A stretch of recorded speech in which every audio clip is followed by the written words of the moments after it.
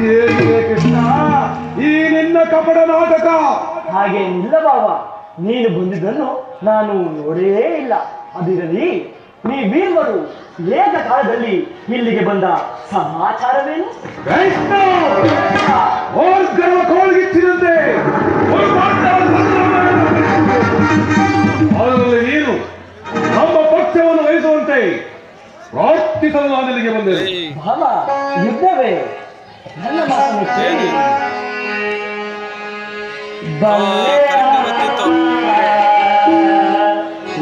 ಲೋಕ ರಾಜ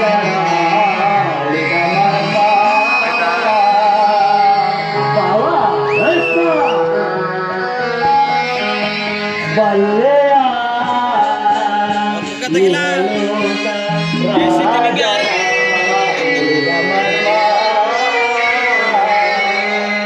ಗತಿಸಿ ಮರಳಿ